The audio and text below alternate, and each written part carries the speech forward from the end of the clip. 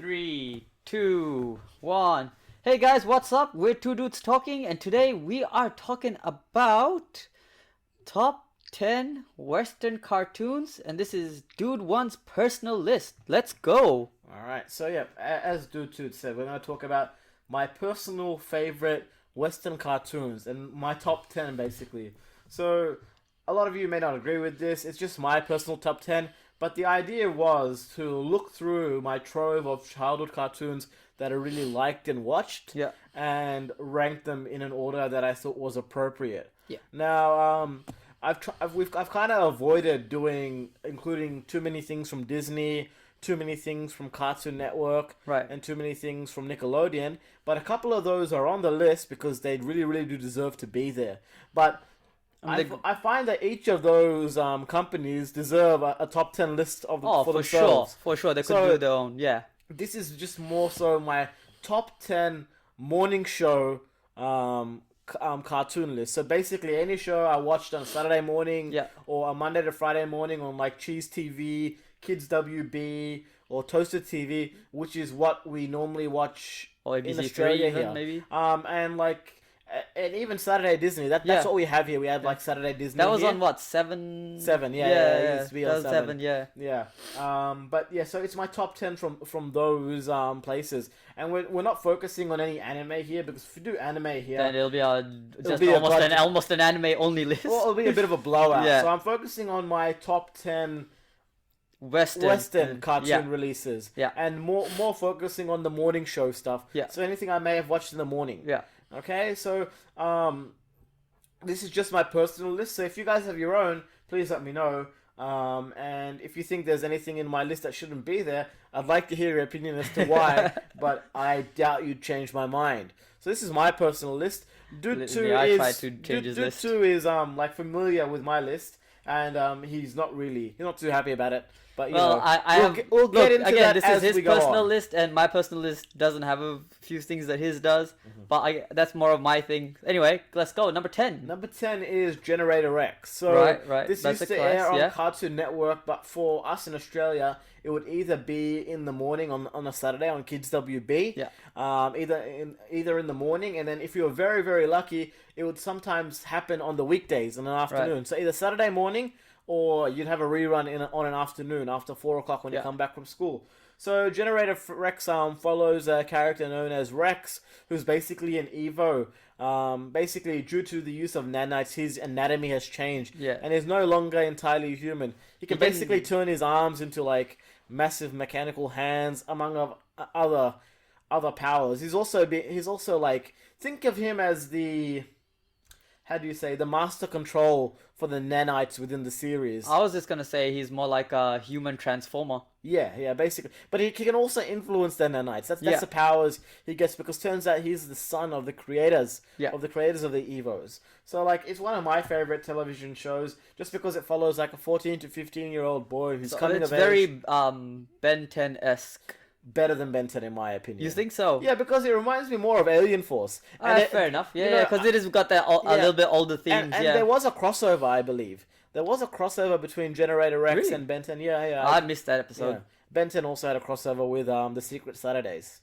Oh, that was a good show as well. Yeah. The Secret Saturdays, and Ben had a crush on the mom. Which makes sense. Can't blame. Yeah. But yeah, Generator Rex is like one of those series that, you'd be questioning why it's on my list, because it was only about 3 seasons and about 50 to 60 episodes, but it definitely deserves its place there, because it was this blend of action and story progression. It came to me at a time in my life that I could really relate to the character. I was probably like maybe in year 6 or 7 when it first came out, and it was just a cool show to watch. Really, 6, 7? Yeah. I thought it'd be a little bit later. No. No. Because I was watching it, I think, in like year 8 or 9. You probably got onto it late. It aired, like, these things don't really get cancelled, or like. Oh, probably. It's not about cancellations. Once it's syndicated, it's everywhere. Yeah, touche. So Well, again, but when you were in 6 and 7, I was not in Australia, so I ended up watching it when I came here. Yeah. So like, it is like one of those great shows that is on my list. The reason I like it is because, I'm a big shipper, so the main character ends up with like the main love interest. His name is Calm down, Piano Cruises. Cersei, Cersei or Sir Cray, at the end of the series, and he kind of like accepts his role as a hero, and he's the only character who doesn't get. He's one of the few characters that don't get cured. Oh, he keeps his powers. Yeah, he keeps his powers, so he doesn't turn into a normal human like Edward. Which Elric. honestly, it would be really boring going from the abilities that he has to. I want to go back to being a boring human. Well, when someone loses their powers, that's when a series is truly over. Yeah. But the door is unless left you're open. Bleach. Yeah. Well, but the door is left open. Yeah. For his eventual return, and I think there is a comic book strip, or there were comic books that was released in line with this. So you can follow it up. But I was an exclusive watcher of the cartoon, and that's why it's kind of there for me. But yeah, Generator Rex, if you haven't watched it, you should definitely give it a go.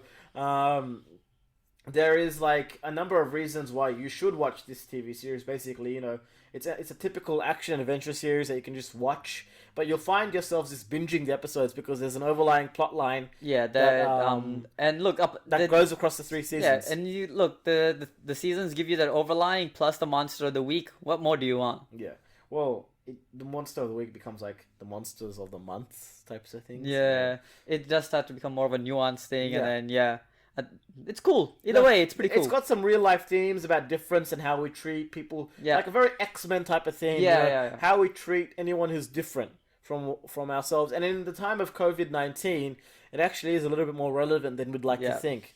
Because how we treated in the early months of COVID-19, how people were treating anyone who had COVID-19 or people who came from China was like they were being abhorrent. Yeah, and luckily the stigma has changed and people are being, less racist assholes to Chinese people. So that's nice. Yeah, that's always.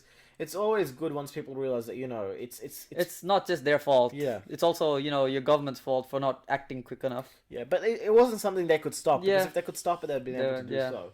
But now we come to number 9 on my list, and that is Totally Spies.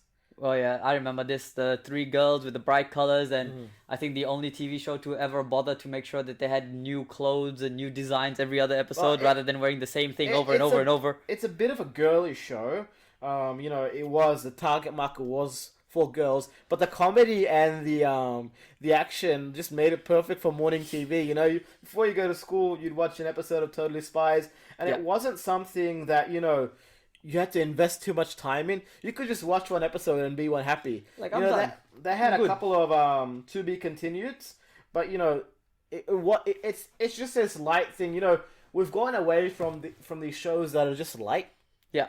That you can just enjoy them for being what they are. And this was just a kiddie version of Charlie's Angels. Yeah. So, it followed the adventures of Sam, who was the girl who wore the green suit. She was a bit more of the brainy person. Yeah. Clover, who wore the red suit, that was my personal favorite. She was more of the ditzy...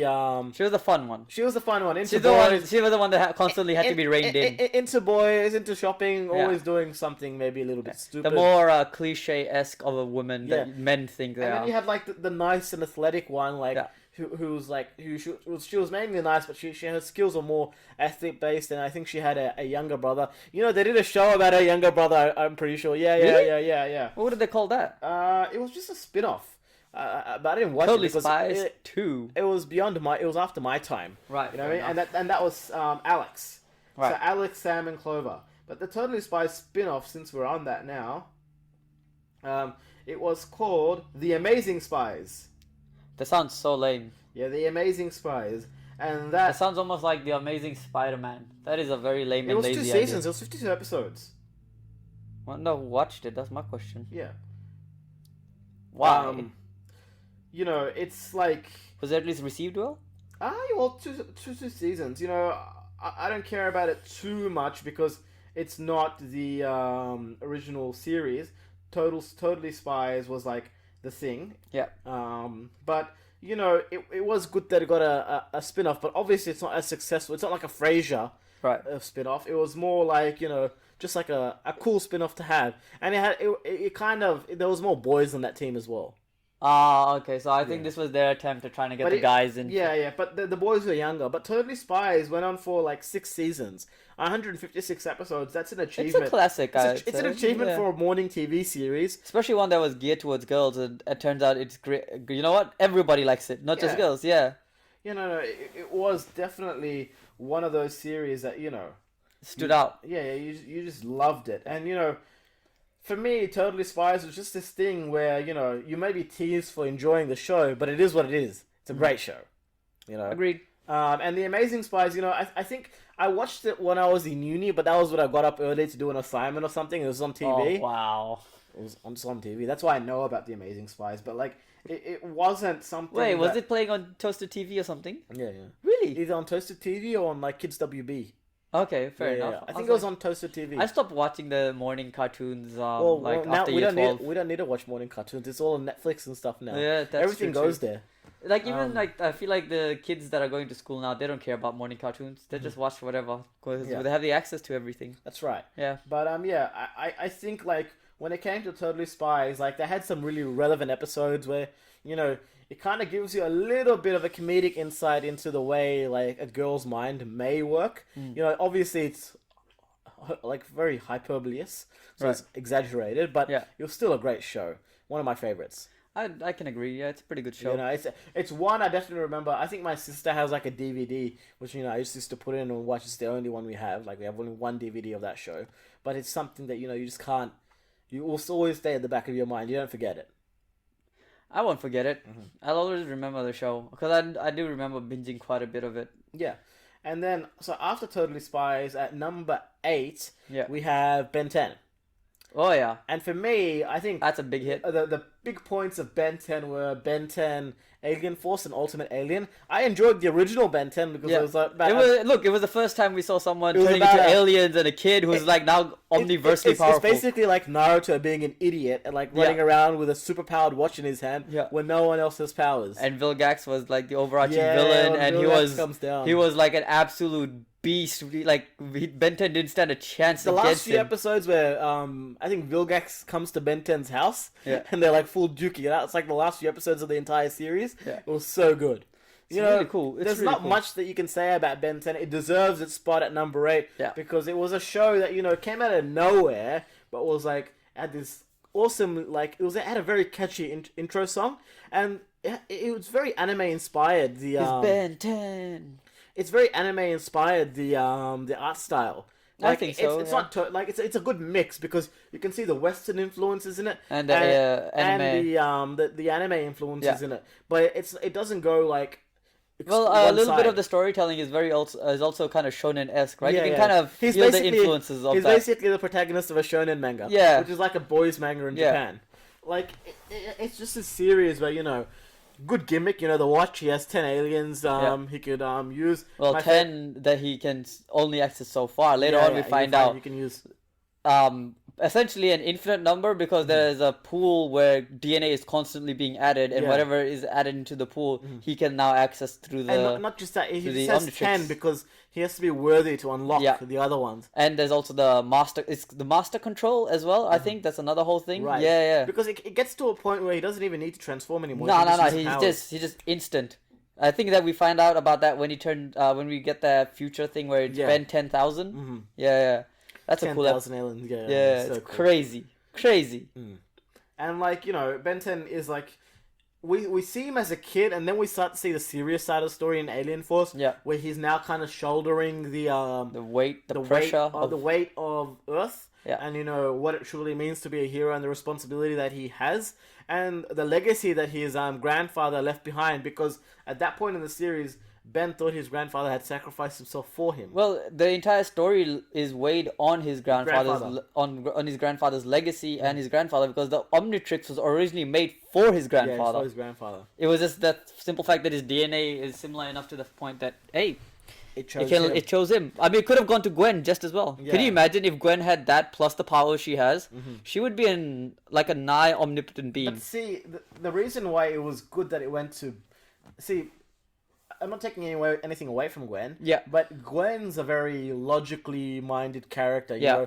Smarts are a thing. It would and not be as fun she wouldn't seeing be her as go through it. efficient as Ben, because Ben is very loose easy to change plans. Like he's off the cuff. Yeah. Do you know what I mean? So he's very unpredictable, which is why he was the better user, and why, like, you know, he unlocks all the aliens just by trying. Like he's always fiddling with it. Yeah. Like Gwen would just wait, and this guy is more just like, nah, I'm just gonna do it all the time. Almost half the episodes in the original series only happen because he was messing with the Omnitrix when he's not supposed to be touching the thing. Which is so honest. If you give a kid a weapon that he has no idea about, he's gonna fiddle with it all the time. All the time. Yeah. You know, when Alien Force came out, I was like, great.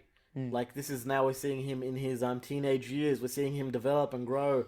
Ultimate Alien, we're seeing him grapple with the fact that he's now a publicly known hero, you know? Yeah. There's no more secret. That, Everyone knows who Ben 10 is. Everyone knows who Ben 10 is. And, you know, how that feeds on his mind and how it impacts his character and his ego. Because the character has an ego, which is the funny thing, you know? It is like, you know... Yeah, I think he starts going around saying... Hey, I'm Ben 10, you know, savior of the universe, the guy who also cured the hive and all that stuff. And it's just like, he becomes like Daenerys Targaryen, where he starts listing off his achievements rather than just saying, I'm Ben 10. Yeah, and like, you know, the comical afflictions of his love for, I think it's called chili fries and Mr. Smoothie. I don't even know why Mr. Smoothie became a thing, but it just became a thing, and it was in every episode. Mr. Smoothie is a thing that should exist in real life. At this point, look, if there's a Ben 10 based theme park anywhere, do it. Yeah, they should. I think Cartoon Network should make their own theme park. They've got so many properties. If heaps of Dexter's, Teenage Robot, I could list this all day, but yeah, Cartoon Network could totally do one of them. That being said, when I'm including Ben 10 in my list, I don't include, I think it was called Omniverse.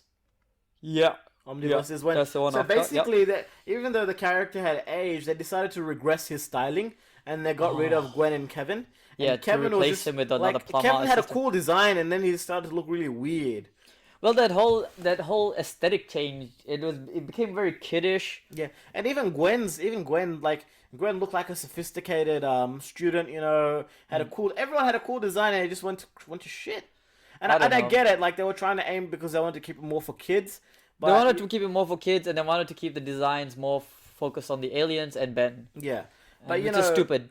Legacy-wise, just for the fans who probably grew up with this series, because it was around. It's around for a long time. It's still around now. It's still around now. I think it's still got a new series going. Oh god! Which is actually a reboot of the whole series. It's back to Ben being a kid. The animation style is so bad. Like it's so worse. Bad. It's worse than Omnitrix. Than Omniverse. Omniverse. Yeah. And it pales in comparison to the original Ben 10. Yeah. You know. Look, when it comes to Ben 10, it just goes from Ben 10. Ultimate Alien, that's it. And Ben 10, Alien Force, Ultimate Alien. Yeah, that's it. Ultimate Alien's at the end of Alien Force, so again, just from there to there. It's like that. Everything in between is the only thing you watch. Everything else, ignore it. Don't watch the live action. It's bad. Yeah. It's so bad. They actually cast it pretty well. Like, Ben actually looks like Ben in it. No, the casting is fine, but the acting, the effects... So you know Cicada from the live action film actually makes an appearance in either Ultimate Alien. I think she makes an appearance in Ultimate Alien or Alien Force. Oh, okay. Yeah, she actually comes. So, like, they turn a live action character into a cartoon. And, like the movie is actually canon. Oh, God. Oh, well, what can you do, right? Yeah. You don't always win. Well, it is what it is. I guess for number 7, I would put down Winx Club. Yeah, bunch of magical fairies. It would be odd for a male to put down Winx Club, but here's the thing. We used to get like Naruto or Dragon Ball Z, and then Winx Club. Yeah. So it's just the fact that by happenstance you end up getting into it on every day in the morning all the time, and like you just get into it. I followed like season 1, 2, and I think even 3 quite like I followed it properly. I watched it every day, but then something happened and they changed the voice actors, animation. I think they even redubbed it, which kind of made it a little bit weird for me. But like I really enjoyed that series because it reminded me of Sailor Moon. And it is, I think it's very Sailor Moon. It's an Italian-American series. Is it Italian? Yeah, I thought it was French. Either way, it's an Italian-American series. But like I think Nickelodeon has like full control of it now. Right. And they're just working with the other production company. But it was a series that like again another cool series. It gets boring sometimes to just watch males kick ass. And now this time you watch. But Bloom was it? Yeah, Bloom. Yeah. Bloom, Stella. Musa, Tekna, Flora, and then Layla. their names are very clearly identifying their powers. Well, no, Well, Bloom is dragon. No, apart from Bloom, everybody else, literally, their name tells you what kind of powers they have. Stella is like sun powered, you know. Yeah, it's weird. Stella is sun powered. Tekna is technologically based. Musa is music. Flora is Flora. Like, look, it's a very Super Sentai type of thing, like very Power Rangers ish. Yeah. Oh, without the Megazords. Yeah, but like, they get weapons. It's like think of it this way. You know, in Sailor Moon, they don't transform. In Wings Club, they transform. They want up every single season. It's like Dragon Ball Z. You know, it's like that's so true. This is my primary form. Yeah. This is my ultimate form, and it's just like, how many ultimate forms do you have? When do we reach the peak? And there's like 8 seasons of this thing, and they every up season. themselves Well, every season. They have to make the design new so they can sell things, right? And they were selling, I think, dolls, but I wasn't interested in dolls. This is the show. It was all about the show. The girls were interested in the dolls, but like it was the thing was Bloom was a bit of an orphan as well. Like she had adoptive parents. But we go on this journey to find out what happened to her and her family. Yeah. And you get behind her story, and she's a good main character because she's very, you can relate to her very she very struggles. Easily. Yeah. And she doesn't always win, and it's not always easy for her. Yeah. Well, in season 3, she couldn't do like the proper transformation because she couldn't save anyone from her planet because her planet didn't exist anymore. Oof. Like her world, it didn't exist anymore. Yeah, it was destroyed. So like she could only do like a partial transformation, which was like a brilliant stopgap for the character. Again, it's good writing, and even though it's geared towards one gender, it works for both. Bloom, it pretty much is Dragon Ball Z because Bloom has like the heart of the dragon or something. It's so cool. Look, I don't know too much because I am a guy, but when I look at it in my memory, it deserves its place there because it's a strong chunk of your memory. The first 3 seasons were baller. Yeah. I can agree. I remember watching it a lot as well, and I also remember that the guys that were in that show, they had like that cool blue-white armor thing going on, and the bikes and the swords and stuff. They were cool too, Yeah. which then they ended up becoming their love interest as the series went on. Yeah. So it was a fun development both ways. I enjoyed that. Yeah, well, some of them broke up. I read the wikis. Some of the ships crashed and sunk along the way. One of icebergs. One of the guys died. Ouch. Yeah, actually. There's this. When I was a kid, we always used to say this thing: the black guy always dies in the movie. Yeah. And I'm not even being racist because it happened in Baz Luhrmann's Romeo and Juliet, but the black guy always dies in the movie. In this goddamn cartoon, the black guy died. Look, man, it's just maybe there's more emotional weight behind it. The black guy's name was like Naboo or something, and he dies. He sacrifices himself. How stupid! Why do black people always have to die in movies? I think it's just become the trope, and it's also kind of funny to do it now, a little bit. Anyway, moving on. But yeah, recapping what we've done so far. So, my first one was Generator Rex at number 10. Then we had Totally Spies at number 9. Yeah. Then we had Ben 10 at number 7. Yeah. And number 6 was Wings Club. Yeah. Number 5. Now this is another series that was heavily led by females, but it's different. And it's a little bit more deeper than the Wings Club, and that's why it's there. Yeah. It's Witch. Ooh, very dark. Yeah. So Witch was actually a comic book series that was adapted into a 2-season anime type cartoon. It's not anime though. It was made by a Western company, which is why it's on the morning show list. This is another thing I watched in the morning. So Witch doesn't actually stand for witch. It stands for Will, Irma, Tarani, Cornelia, and Haylin. Right, all of the first name, first letter of the names. Yeah, and it's one of the like Wings Club, which became diverse as it kind of went on. Yeah, this thing was overly diverse because Haylin was an overt Asian character. Yeah, which is we're kind of not used to seeing that all the time. And then Tarani was a strong black character whose mom was like a killer, like a hella detective.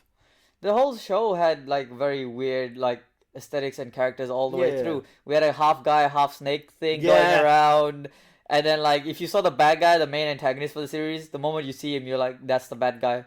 Yeah. So basically, it's based on I think it's called the Heart of Candace.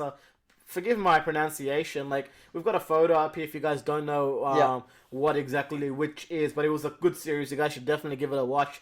But it was basically about these 5 girls who basically they transformed into the adult versions of themselves. Yeah, and they get like a whole makeover. Yeah, they get like a whole makeover, but they don't transform further. Like, you know, they just they maintain that form. Yeah, they maintain that form, yeah. but they just become more skilled. Yeah, they become more skilled at using magic and whatnot. Yeah. And like it was a great series just because, you know, it spliced normal human life with being like a what in Japan you would call a magical girl, like a a mahou shoujo. Oh, I was just gonna say like Modoko Magical. Bro, that is so depressing. Yeah. Well, it's kind of magical. Which is pretty similar. Yeah. But like, yeah, so like a mahou shoujo. Yeah. So like basically like they would transform into you know, magical girls, but like they wouldn't be girls, they'd be women. Yeah, they'd be women, and the series was actually kind of serious. Yeah, so you had to pay in the comics, what happens is that Cornelia has this love interest who's an adult from his place. So there's like 2 worlds. In his world, he's an adult, and he only ever sees Cornelia as like an adult because she's a fully grown woman every time he sees her. Yeah. When he finds out she's a teenager, like any normal person, he's like, oh shit. So this it's like right. FBI, open up. He's like, look, I'm feeling a little bit weird now. I thought you were like an adult person because they're not gonna say, you know, I'm just a teenager. I'm just like a young girl. It doesn't exactly come up on your conversation. And that's why the comics are a little bit more nuanced because they actually bring it up. You know, he actually goes on to date the queen of that world, who is Cornelia's best friend, Elion. Right. And Elion actually has like a prominent position in the story. Yeah. But you know, if we have any female viewers or even male viewers, you should definitely watch the show because I feel like heaps of male viewers have seen Witch. Because like it splices action and it splices like things boys are interested in with real life issues. Yeah. And you know, Will has this crush on like a normal guy, which like she kind of struggles with. And you know, I think any person out there has a crush on someone like you struggle with, you know? You struggle with because you don't know what you're gonna do, especially if it's like your first crush. You definitely don't know what you're gonna do. You had a hard time. Your first crush was like Megan Fox or something. You know, like I never knew how that. Can you blame me? I never knew how that was gonna work. She was like on the other side of the world and like look, mate, and I'll write letters and double your age, but you know I'll write letters. It's fine. But you know, it was that kind Messenger of Messenger was around that time. Just saying, Messenger. Look, I used to get teased for the shows I used to watch and but like I have no regrets because you know, no. You want the balance there, and that's why Witch is I think it's number 6 on the list. Yeah, it's number 6 on the list because you know it's in my top 10. It was a morning show I watched. I think it's on Disney. Sometime it was on Disney at times. Yeah. But it was more on morning TV. Yeah. And it was on Saturday Disney as well. That was. I just remember watching it on. So it was on in Fiji when I was in Fiji. Right. You only have one channel in Fiji. Yeah. Oh no, I was lucky. I had. Remember, I had. You had cable. Yeah. I was one of those lucky ones. Yeah. It was, but I think it was on the main channel though, so pretty much everyone in Fiji was exposed to it. It was on the thing called Get Out, which was like Fiji's version of Toasted TV, but in the afternoon. And then I think I saw it on Toasted TV here as well. I'm not sure. Yeah. You may have, It was always on in the morning. It was another cool show. But yeah, you guys should definitely give it a go. It is vastly different to what you think to Wings Club. Wings Club is more of like it's more orientated towards your female audience, you know. Look, this is Wings Club is your Marvel, and Witch is your DC. Basically, yeah. That would be the best place to put it because you know Witch only got 2 seasons because it actually was quite dark. Literally, DC. It's actually got a little bit of Lord of the Rings in there too. Yeah, it's just well written all around, and all the characters get good development. It's based on a comic book series. So that's why it's well written because it's got all that extra material to work with. Yeah. But after that. I guess where they maybe failed. That's where Witch failed. Was maybe with the selling of merchandise, and that's where I don't remember seeing any toys. That's where Wings Club succeeds because I remember almost every girl had like a Wings Club doll. Yeah. I don't remember seeing anyone with a. I probably would buy like a proper Wings Club statuette. I would buy a Wings Club set, with all the original members, or maybe one with just Bloom, because Bloom was kind of my favorite. Yeah, Bloom's everyone's favorite. Yeah, I don't know. I would get a Bloom style. I would get a Bloom if it was kind of like the Bad Presto style. Almost every male's like favorite cartoon character has red hair. Have you realized that? I'm not surprised. It's red hair. I'm not surprised. Look, man, redheads are Red hair or orange hair, but you know Yeah. what I mean. Yeah. It's so weird. Anyway. Next, who do you got? All right, next we have at number 5, Gargoyles. Right, I think that one is just got that mad sexy voice. Yeah. So Keith David voices Goliath in that TV series. Look, Gargoyles is relevant even today. This is something you should watch on Disney Plus. Just get Disney Plus for a month to watch Gargoyles, and you will not regret it. They have an episode on gun safety. Back in the day, and it's not even censored. It's uncut. There's full blood and everything. One of the Gargoyles, Broadway. Yeah. He accidentally handles what's her name? How come I forgot her name? Elisa Maz's gun, because she's a detective. Yeah. So she's got a gun in her coat pocket, and he handles it and accidentally shoots her while she's making a steak for him. Oof. You know, and like he becomes like he's like every time his character sees guns, he just breaks them because like he hates them for what they are. Right. Like he never picks up a gun again. It has this thing about this darkness about it that's so real and so relatable. Well, I think a lot of people I watched a bit of Gargoyles. I wasn't the biggest fan of it, but even when I was rewatching I was forcing you to watch it over I think a couple of holidays. Well, it wasn't really a force. I was fine watching it, and rewatching it as an adult, it does have very strong adult themes in it, and honestly, I think it's less of a cartoon, more of an adult animated show. But even it was a morning show for us. Yeah. We used to watch that stuff on Cheese TV. Yeah. So good.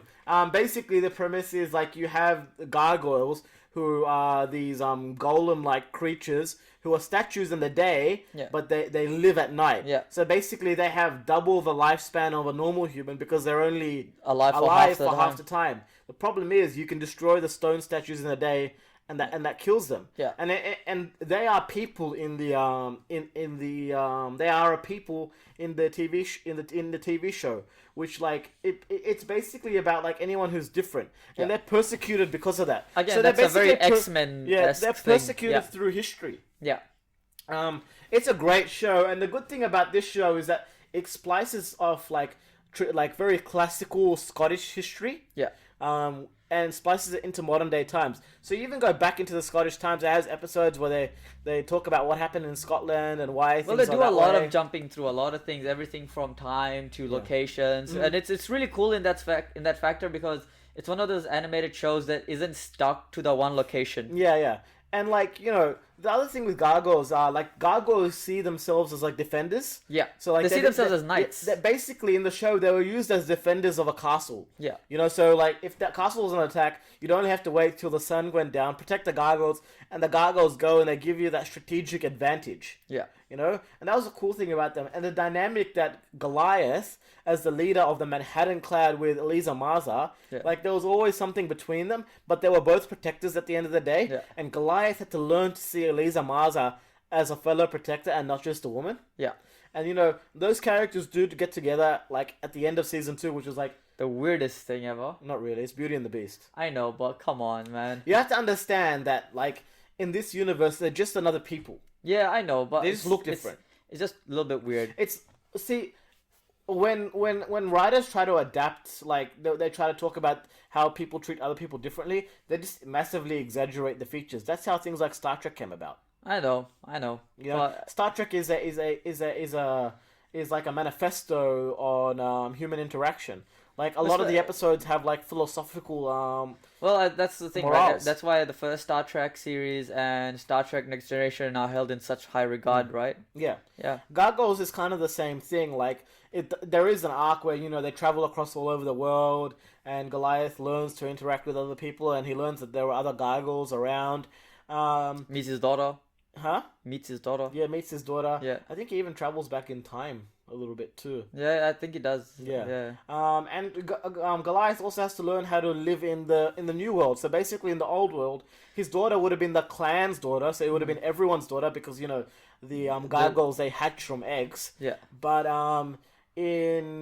because they're in modern times and because there aren't that many gargoyles around, Goliath really had to learn how to appreciate his daughter because it was his daughter. Yeah.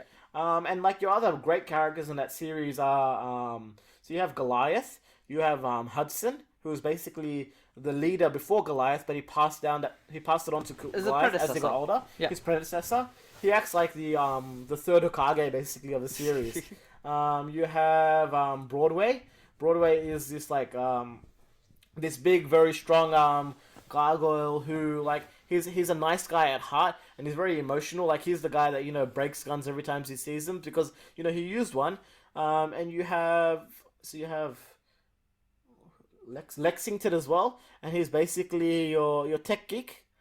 He's the guy that is most easily acclimated to the real world. And Lexington also has like this great character development where he ends up being like the godfather or the caretaker for Xanatos, who started off as an antagonist in the first two seasons, Right. but he ended up being an ally to the Gargoyles Later on. which was like a great Which is development. weird because when you see that guy, you're like, oh, he's the bad guy. Yeah, he's the bad. He's the He's bad guy. He's the bad guy. He's You the see bad- him, you're like, yeah, that's the bad guy. It's really on the nose. In the show, he's almost got like a he's- Norman Osborn yeah, kind of in the feel show. to it. David Xanatos is part of the what do you call that organization with a triangle and The Illuminati? The Illuminati. Right. David Xanatos is part of the Illuminati. So But bad. he ends up favoring the Gargoyles, and he appreciates the relationships that the Gargoyles have with his son, who turns out to be like another type of magical being. Right. Because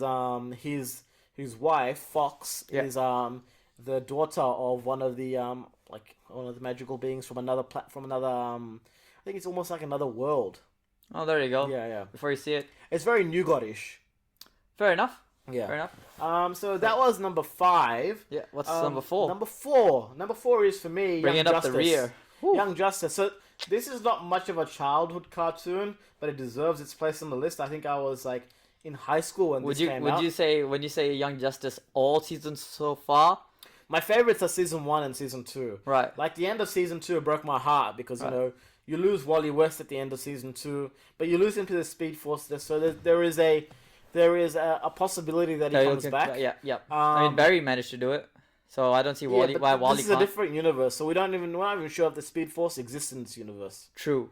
But Young Justice is basically about the sidekicks of like your big Justice League members. So Yeah. you have Robin, who's the sidekick of Batman, and that's Dick Grayson. Yeah. You have Aqualad. Well, You have Aqualad, but it's not Garth. They use Calderon, who's like a new Aquaman, a new Aqualad. a new Aqualad. Who actually, honestly, for me, is the Aqualad. Yeah, he is the Aqualad, and Yeah. they've included him in the comics now. Yeah. There's like 2 Aqualads now in the comics. There's Garth. They should call one Aqualad and the other one Aquadude. Yeah. And then there's Wally West, who was the Kid Flash. Yeah.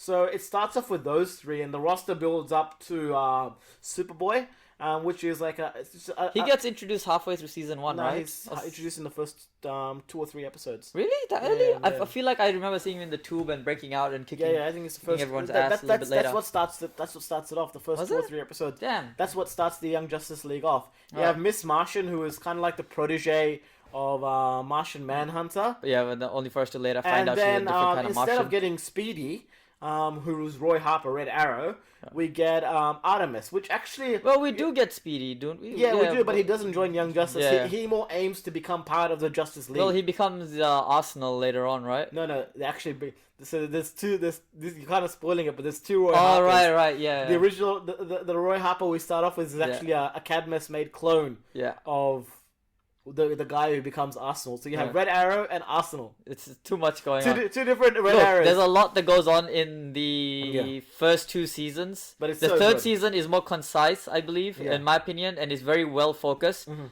But yeah, if you try to like dig through the first 2 seasons, there's like a million plot points going on at Yeah, once. so much going on at once because like it does have It's watchable. Don't get me wrong. it for does sure, have though. it does have this villain of the week aesthetic to it. Yeah. But there is a very very tangible personal plot point going on. Each character is going Each through their character definitely has their own. personal struggles, and there is an overarching plot point going because they're versing the Light, Yeah. who is like led by Vandal Savage, this guy that does not die. Yeah, well, he will get exposed to a comet, right? I think Yeah. if memory serves me right, and Yeah, then he was exposed to a he comet. can't die. Yeah. And that's why this series sits at number 4 because it was just this great series I used to watch in the morning, and like I really appreciate it. Well, if we're lucky, we'll be getting more seasons of it. Yeah, well, I really hope so because we kind of want Kid I Flash would to I come would back. like to see not just Kid Flashback, but the current season that ended. It felt like it ended kind of half-assed, and we still haven't got a full dark side into this story, which was being hinted at That's the what you end of thought. season That's why 2. you don't like season 3 because you thought it'd Yeah. be full blown Dark Side Well, War. because no, I wasn't maybe not a full blown, but at least Steppenwolf would be here. Yeah. You know, just like look. But they gave you what's it, Granny Goodness. Yeah, which is when I and skip Darkseid, the new I want gods were Darkseid. introduced much earlier. The new gods are introduced in season 1. Yeah, but I want like the season 2 ends clearly with Darkseid. Yeah. Like, hey, we know G. you Gordon want Darkseid. Godfrey and Lex Luthor shaking Darkseid's hand, right? No, it's just the Darkseid. Vandal Savage is shaking Darkseid's hand. And you just see Darkseid just looking down at Earth or whatever. So like, it would have been really cool to see Darkseid and how the Young Justice would handle it without the. I guess why you struggle League. with the TV series is because it doesn't work. You don't stick with your original 5 characters. So Yeah. you start with the original Young Justice in the first season, And but then you drop 'em. The second season starts off 5 years later. I like that though. I like Yeah. the time. It shows And, them more grown up, more Yeah, mature. and how big the Young Justice League has actually become. Yeah. And then Season 3 just dumps it all. yeah, season 3 goes like you skip forward another few years. Oh, and it ends up doing its own And like thing. you basically start off with Dick Grayson in his teens, and by season 3 he's in his early 20s. You know what I absolutely hate about season 3? This is I don't know if they were trying to do this for diversity, but it came off as the most racist fucking thing I have seen. All right. And that's so they have this Arab Muslim lady in the girl in the show, and she's got a hijab and everything. So obviously she's Muslim. Like a headscarf. Yeah, a headscarf, right? And when they go back to show her home, she's in a war-torn country, and I was like, Arabs and Muslims, we don't all come from war-torn I'm countries. taking that a little bit personally. It's kind of like Yeah, but I find it's such a massive cliche, I know what you're saying. It's but such a massive cliche. It's like saying all South Americans come from Brazil, right. like that kind of thing. I get what you mean. It's just very on the nose and very annoying. And then they're also constantly toying with the idea of her identity and just fucking shoving identity politics into the series. Right. And I'm just like, bruh, just write a good story around the characters. He's talking about Halo. Yeah, he's talking about Halo. Yeah, stop writing about the identity politics. Halo isn't really a Muslim character. Yes, she's wearing the headscarf, and yes, they're doing that for diversity, which is a good thing. They're doing it for diversity, but Yeah, but it's she's cringy. It's so cringy. She's a living version of the mother box. Yeah. And Cyborg weird. becomes a living version of the father box. Again, Is a both living version of the Yeah, Cyborg he box. is, and he's constantly And, like, angry. Halo's original personality is almost overridden. It's completely overridden. Yeah. Like she like who she was like Violet. Well, she calls herself Violet. Yeah. But like her previous personality is like totally gone because that character died. Yeah. And she has all her memories, but it's someone. It's not who she thinks she is. Yeah, it's not who she thinks she is. Like so, like it was a little bit of a. I felt it was a little bit of a cop out because it's not really a Muslim character. Yeah. It doesn't have to be. It's DC. There's not many Muslim characters in DC. I think there's one Muslim Green Ranger? Green Ranger? Yeah, there's one Green Lantern Ranger who's Muslim. And the funny thing is he's black, so he uses a gun.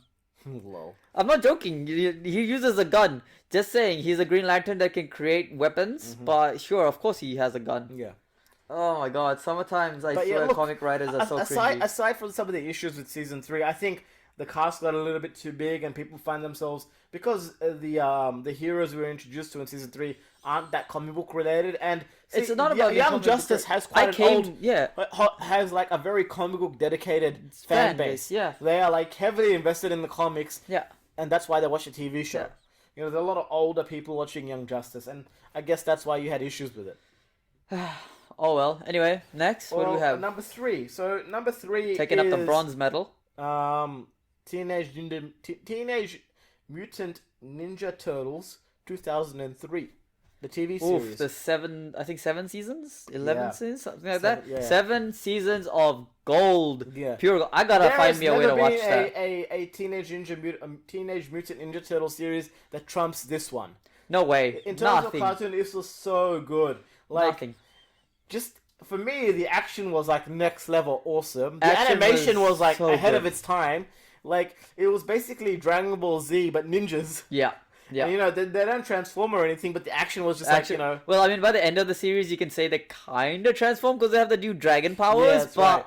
still, they're still the turtles. Yeah, yeah. They're still the turtles. And, I've like, got to you know, get my hands on that series. It's a very serious take on the original, very comical TV series that used to come out, you know? Yeah. Like, the original live-action movies, because there have been previous live-action movies for the Ninja Turtles, were actually quite light. Like, I know in the second one, they used to dance instead of fight. Oh, yeah. They couldn't have too many weapons, so it became like a dance film. And, you know, there was a crossover with the Power Rangers as well. Oh, I've seen that episode. I think yeah. I have seen, So because I used to watch a lot of Power Rangers. I think I have seen that one. Those were very light. Yeah. But this show here was like super dark. It was super dark. It was super serious. Action was well choreographed. Weapons looked awesome. Shredder looked freaking awesome. Shredder was maniacal. He was so awesome. They had to kill him. The future. There was a full I think 2 seasons of future arc. Yeah. And then coming back, we had the dragon arc. It was just a great overall story. Yeah. I don't think there's a bad thing I can say about it. Yeah. Maybe some people might say it was a little dragged on, but I don't feel that. No. I don't feel that. Some people say, because you know how it went for 7 seasons, Ninja but Turtles, I don't think so. You can pick this thing up at any Anyway, point. maybe not the future. If you're No, I picked up I took a break and because you know if you it's come hard- into it's the one hard day to in the watch it every future arc, morning. it's a little And bit hard. sometimes on Cheese TV they used to alternate every day. Oh my god, I used to hate it when you know you're in the future arc and they freaking rerun an old episode, and I'm like, They didn't used to why? run an old episode. Sometimes on Cheese No, TV. I used to see that when they did that. You weren't here for Cheese TV, but like Oh, no, for Mondays Toasted, would be Dragon Toasted. Ball Z. Yeah. Tuesday would be like One Piece or something. Yeah. Wednesday would be Ninja Turtles. So Right. like that's how they did their episodes. So sometimes you'd go a long time without seeing an episode. Yeah, and you just and then so you yeah, we lose ended up track in a the little bit. future, but like I didn't care too much because it's pretty awesome. It was pretty awesome, and then I like when they go to the future, they fight almost immediately as well, and they're like, shit, where are we? What's going on? Who's Yeah. fighting us? Like, It's crazy. It's crazy, but it's got the cool. original comic book characters as well, like April O'Neil. I think they follow her original comic book origin. You know, April O'Neil isn't a real person. Really? Yeah, she was drawn to life.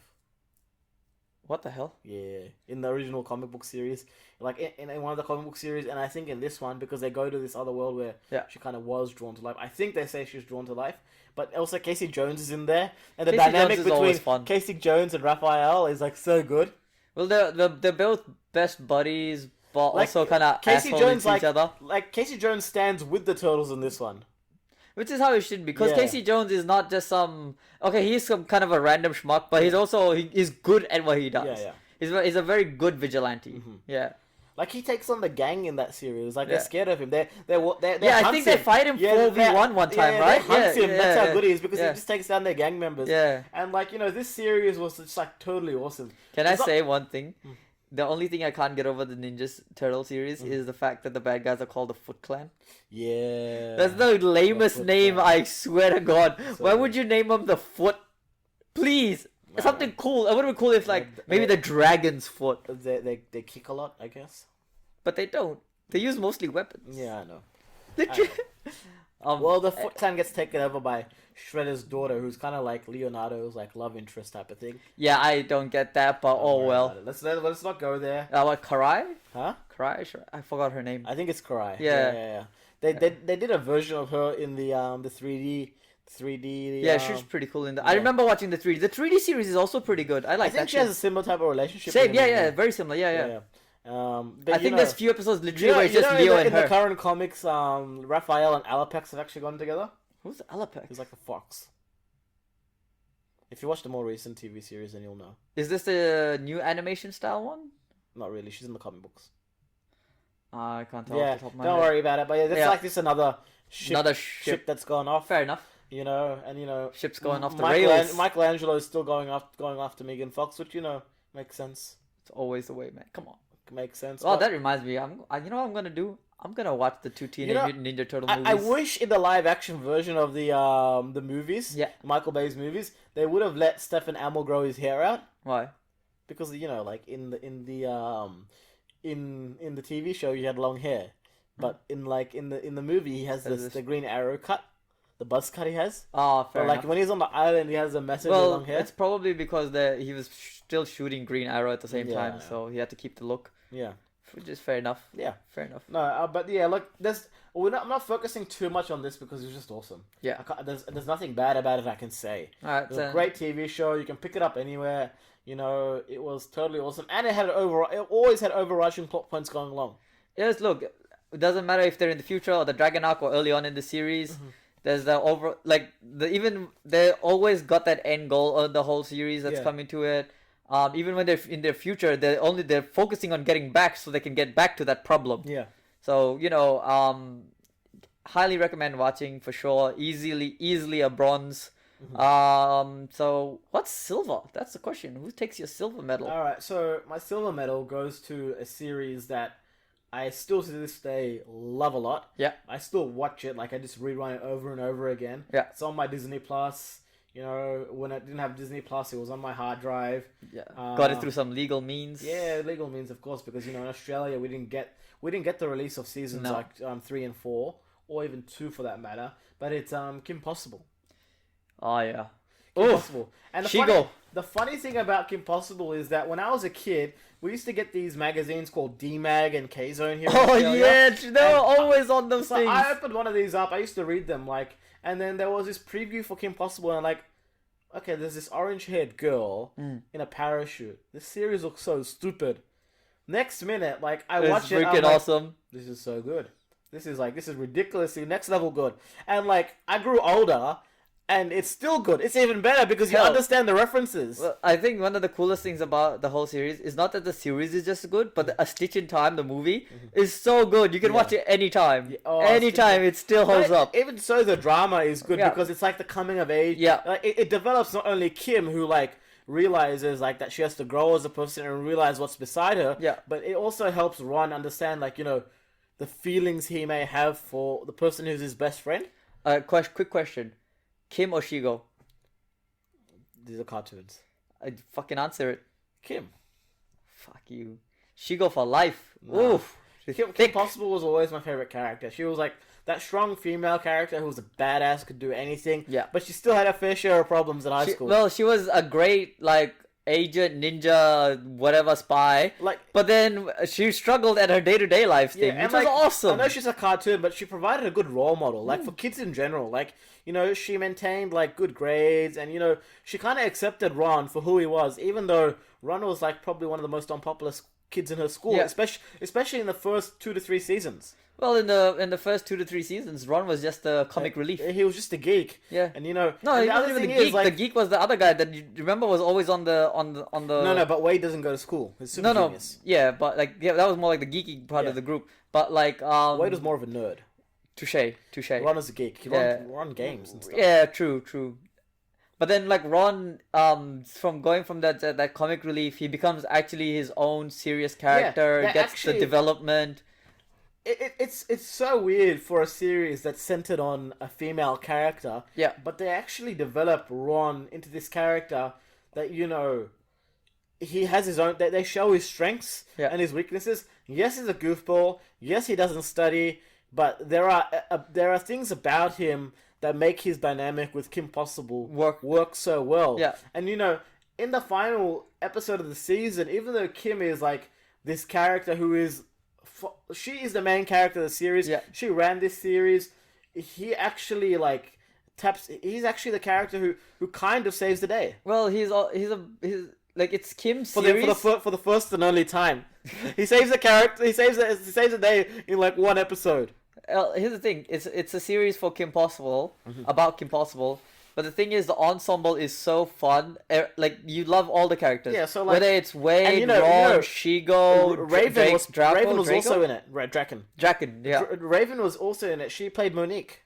There you have it. Again, Raven from That's So Raven. Yeah.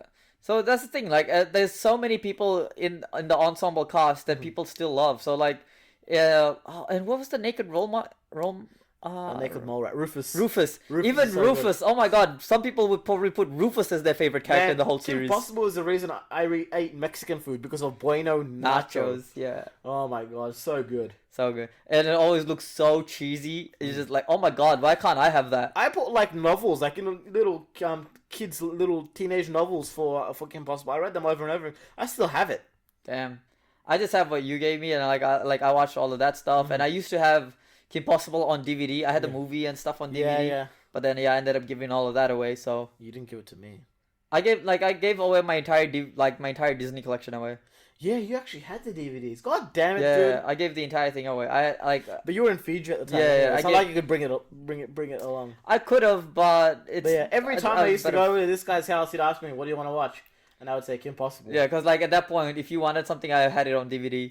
Yeah, And or this is after watching Kim Possible like 3 times already. Yeah, But yeah, like Kim Possible was always one of my favorite TV shows. for sure. Couple of great movies. And you know it balanced, like it is. Have you watched the live action? It's a feminist TV show, but like a lot of the males who watch it will not realize that, and that's what's so good about it. Well, the simple fact is the writing isn't there harping about feminism. It's just right. It's just there harping about good female writing. character, yeah. Good writing. It's just good writing. Hey, here's a good female character. Watch and enjoy.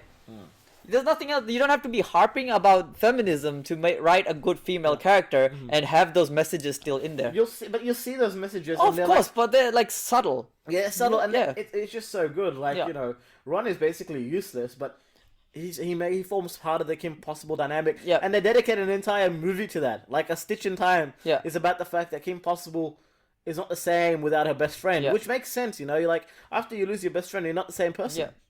And It that's has a lot of effect on it's the. why Kim Possible stays at number 2. Now, before we go on to the gold medal, let's just go back and hit off the rest of the list. Oh, So- wait, you didn't answer my question.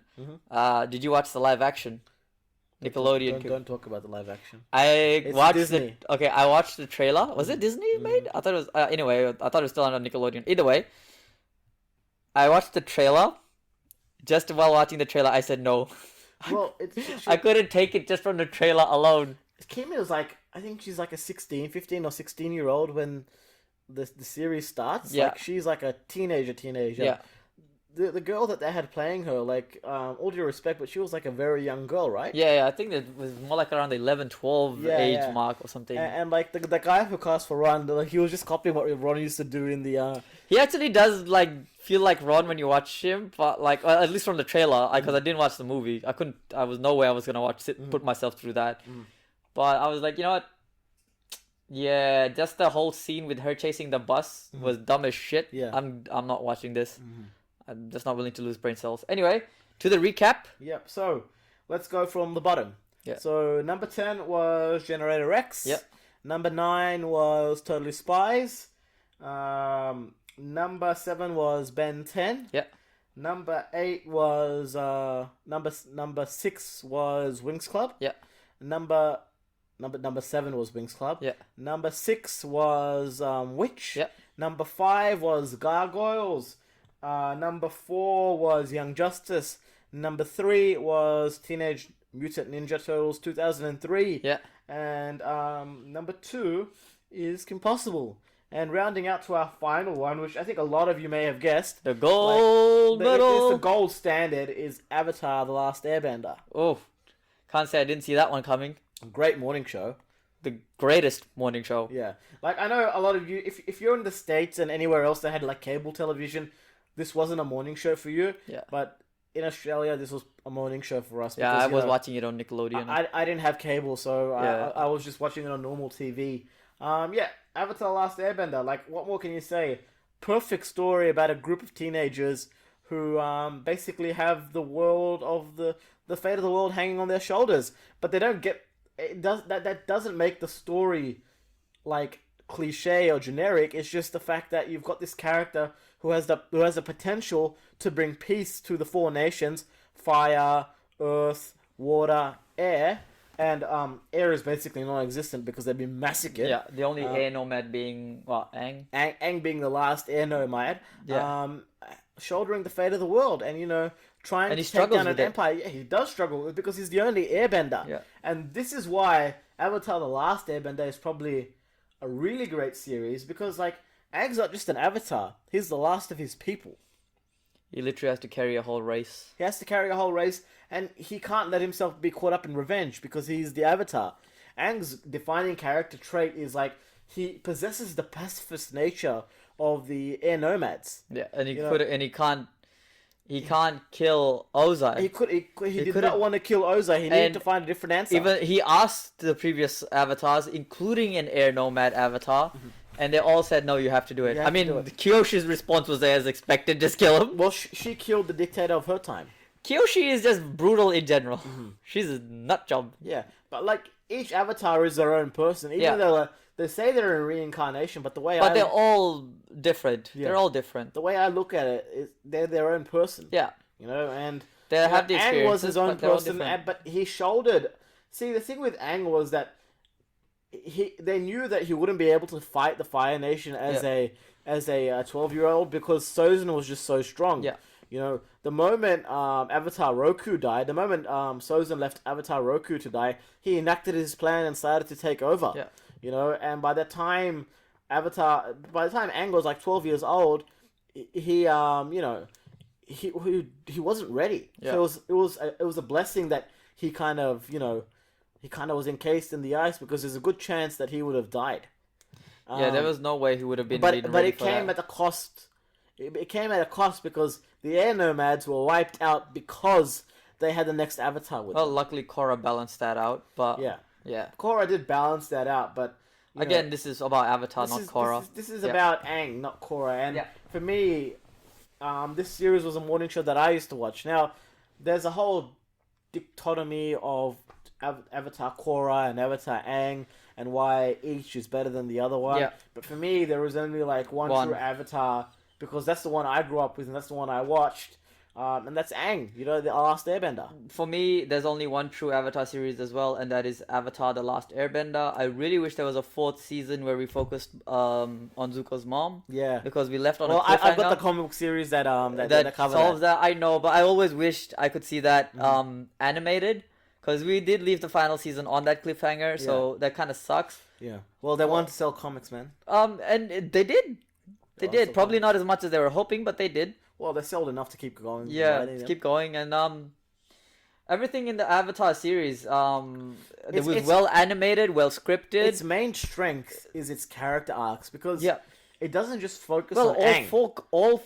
There's four five characters. Well, five. Well, Zuko comes near the end of it, because Zuko is like he's a main character. He's there from season 1. Is there from episode 1. Yeah, he's there from episode 1. Episode 1. Aang goes through his journey. Sokka has to come to the fact that he's not a bender, and he has to work his way around it and use his own strengths and talents. Well, no, Korra has to... Not Korra. Katara has to process her grief about not just being a waterbender and being a female waterbender, because she's heavily, discriminated against by the Northern tribe. They didn't want to train females. Yeah. They didn't want to train the females in the combat style. Yeah. So she had to come in on her own, and then Toph didn't care about gender or anything, but she was blind and she had self-esteem issues because she had the issue of being constantly babied. No, not being babied. She was at the start babied, but she overcame that by being her own person. Yeah. But she had to constantly fight to be seen. Yeah. Do you know what I mean? And that's why she acts the way she does. And then there's also a very nuanced moment where, because she can't see, she assumes she is not a person who is as beautiful as Katara. You're right. And there's an episode where they put makeup on her. And her and Katara. Yeah. The girls start laughing at them. Yeah. And even though Toph can't see, it affects her greatly, which I think it's I'm not sure. I can't speak to the experience of a blind person, but I could kind of emphasize with her character at that point. Everyone, I think, emphasizes. And then Zuko is like almost every teenager, rebelling against his own father. He goes through the craziest arc in the whole series. Probably one of the most my painful favorite arcs. thing is one of the most painful arcs in the own series. When they first meet in the air temple where they're upside down and Zuko's a good guy now. Yeah. It's like, hi, I'm Zuko. He's practicing. Zuko here. Yeah, he's practicing the meeting. Hi, Zuko here. And it's like, no, that one more. Hi, Zuko here. And it's so funny, good. And he's funny. He's strong. He has his personal struggles, and while he overcomes his personal struggles and recognizes his uncle's things, he realizes he has to find a new fire within him. It's so cool. The thing about Zuko is that he doesn't just go to the light. He goes down the wrong path. Very far down the path. He makes the easy choice, but then he makes the even harder choice to say, no, this is not the right path. this is not where I'm meant to be, and chooses his own uncle's path. Well, it's not like so he goes down the dark path. Often when someone goes down the dark path, it goes bad for them. Yeah. Right? For Zuko, he went down the dark path. It ended good for him. Everything turned out the way it wanted for him. He became the right hand of his dad. He was respected by the generals. He was allowed in the war council.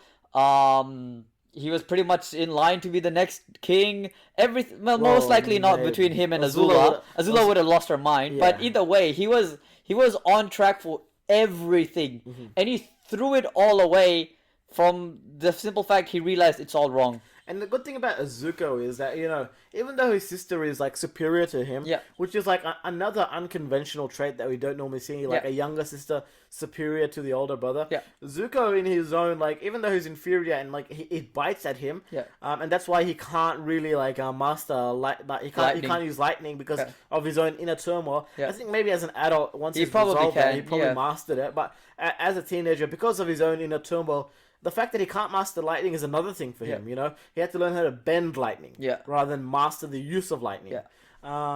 It just goes to show that you can't learn everything while you're a kid, but he also understands who his sister is. Well, the thing is, he beats her and he's like, something's not right with her. He sees her straight away and he's like, something's not right with her. She's off. And he understands that she needs help, you know, and all those things. I don't know if in the comics she ever does get help and she becomes They meet again in the comics, Okay, does she finally, you know, snap out of it? She escapes from the institution he's keeping her in, trying to get her the help she needs, but then she comes back and tries to make Zuko more like her father, so she tries to, like... She doesn't want to be him in the wrong way. She doesn't want to be a Fire Lord, but she wants to make Zuko the best Fire Lord ever, but, like, her best Fire Lord in her mind is, like, someone like her father. Ozai. Yeah. Oh, no. Ozai? Sozin. Ozai. Yeah, Ozai. Sozin was the grandfather, right? Yeah, Fire Lord Sozin was the grandfather. Right. Yeah. So, again, it's, Zuko is really cool. His whole entire arc is really cool. Katara, for me, one of the coolest female leads ever. Yeah. She's awesome. She's funny. And she goes down. She's powerful. She's bloodbender. The path of revenge. Yeah. You know, and then Zuko helps her do it. Zuko helps her takes her down that path. Yeah. And, you know, ultimately it's her decision because there was no way Zuko could stop her from bloodbending. Yeah. What after Sokka for me is absolutely amazing because do you realize something with him? He's the Ron Weasley of the entire series. No, it's not the one Ron Weasley or the funny bit. He also masters something from every element. Yeah, I've seen it. Yeah, he masters something from every element. For those of you who don't recognize that, I'm not going to tell you. You have to watch the series to get... No. It's more fun for people to rewatch and then realize that on their own, I think. For me, look... Or if you see the meme, then great. Hope that'll shine a light. But I would much rather prefer you watch it. What does he master from air? He creates the whole balloons situation. Remember? Well, I know he creates, but he's not the sole creator of that. No, but the fact is, he understands how air works and the engineering behind. Oh, great. Well, there's one spoil. Okay, might as well tell you all of them. Might as well tell you all of them. That's a bit of a borderline one. Right. Okay. So the air thing was obviously the balloons and the engineering and how all the air stuff works. Yeah. Right. He learns the fire style. Well, he learns to do the sword fighting in the Fire Nation. He learns how to do Earth style fighting from the Kyoshi warriors. And he's already from the Water Tribe and a Water Warrior. Yeah. So he's got all four non-bender styles in him. The only Water Warrior and a self-taught Water Warrior. Goddamn boomerang. But the thing is, he proves himself. He is a damn good warrior. Yeah, and not just that, he proves himself to be, despite his very goofy character, being the only non-bender, and turns out to be one of the most important members on the team because he comes up with all the ideas. Yeah, he's the ideas guy. He's a tactician. And the team recognizes that anytime they want an idea, they literally I think there's an episode where they literally look at him and he's like, "What?" For anyone who doesn't realize, he's the character that pulls like the most ships. He leads the most. He's got like 4 or 5 different ships. He's got what? Toph, Kyoshi, the princess, Toph, Suki, Yue, and Ty Lee. Yeah, it's just four different main cast characters who all like him. Yeah, but you know he only, because being the good guy he is, he only pursues Suki. Yeah, who I think may die early. I mean, who knows? A lot of people thought that in the Legend of Korra that one of the daughters was Sokka's. We never did get an understanding of what happened with Sokka's bloodline, right? No, we didn't know what happened with him. Oh well. Maybe we'll get some more Korra. We kept talking about a guy who could explode things with his mind, though. But we never found out about what happened to his kids, if he had any kids. Right. You know, and you know, that's kind of where Sokka kind of finishes off. Yeah, finishes off, and why? I'm not going to say it. And I think, this might be just me, but I think for a lot of people, personal favorite is Toph. Yeah. The blind bandit will always be my favorite, and her introduction is one of my personal favorites because like it's her versing the boulder. Yeah, isn't she the boulder? No, the boulder's the guy that kind of looks like the Rock, Yeah. and is like, the boulder is conflicted to fight a little girl, and she goes, I think you're just a chicken, and the boulder is no longer conflicted.